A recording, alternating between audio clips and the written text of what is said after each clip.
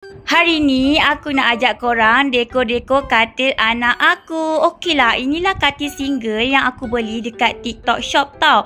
Katil ni ada 3 pilihan saiz.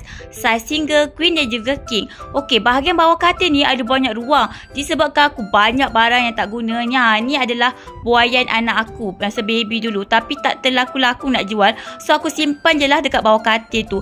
Kat bawah katil ni nak letak beg boleh. Nak letak barang-barang yang korang tak guna pun boleh. Boleh tutup lah aib-aib. Aku suka pakai katil ni tau. Dekat kampung pun aku beli juga katil ni. Dekat rumah aku pun aku pakai katil ni juga untuk anak-anak aku. Sebab apa? Katil ni boleh tahan bertahun-tahun tau.